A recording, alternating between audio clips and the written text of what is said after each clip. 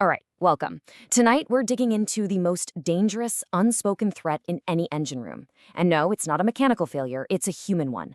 We're doing a deep dive into a critical article by Chief Engineer Daniel G. Telioka from chiefengineerlog.com. It's about a silent problem that every single one of us has stared down: fatigue. You know, Daniel just puts us right there, doesn't he? In the ECR, the graveyard watch. You've got all this power thrumming through the plates under your feet, but the only thing you can really hear is that deep, hypnotic hum of the main. It's the sound of your life out here. But at that hour, man, it's a siren song. It's pulling you toward a mistake. And that's the thing about that 2:30 a.m. reality. It isn't just about feeling a little sleepy.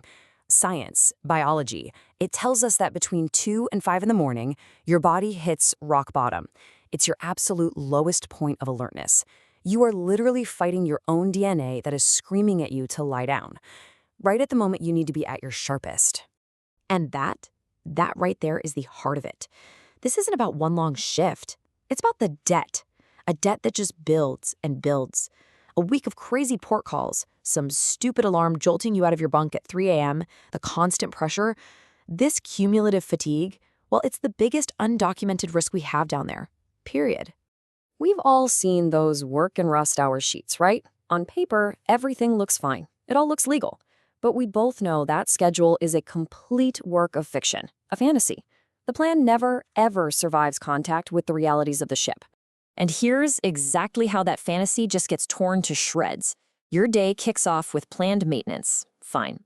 Then you get an urgent call about a spares inventory. Then a purifier decides it's had enough. You finally crawl into your bunk and bam! High-level bilge alarm. An hour after you get that sorted, the bridge rings you up for bunker figures. So, where did your 8 hours of rest go? They're gone, chopped up into useless little pieces. And that's the core of it all, isn't it? We're engineers. Hard work is what we do. But the human body, it's a machine that cannot run without proper recovery. It's those constant interruptions, the fact that you can never truly switch off, that's what grinds you down. And that's when the mistakes start happening. So this brings us to what we're calling the small error engine. This is that terrifying point where your fatigue stops being just a feeling and becomes a direct cause of mechanical failure. And look, we're not talking about some big, dramatic explosion. We're talking about the slow, silent creep of tiny, almost invisible mistakes that build up and lead to absolute disaster. Your brain is it's running on empty. So it starts taking shortcuts. You scan a row of flange bolts, and your tired brain just auto-fills the image. It shows you what you expect to see, a tight bolt, not what's actually there. And that one loose bolt on a high-pressure fuel line, well, that's all it takes. Exactly. And it's not because you don't know your job. Come on, you've done this bunker transfer 100 times. You could do it in your sleep. The problem is, you practically are. Your cognitive processing is shot. You turn a valve left instead of right. A simple, stupid lapse that can cost millions or worse. It's pure tunnel vision. You're just so focused on getting the job done, on just getting back to your bunk, that you forget that last critical step, that one closed drain line. And now you're starving a vital piece of machinery.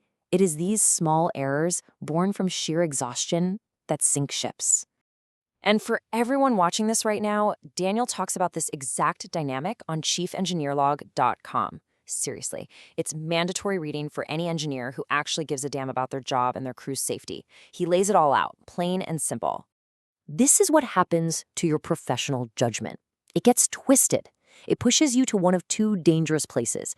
Either you fall into apathy, you notice an odd vibration, an early warning sign, and you just don't have the energy left to care.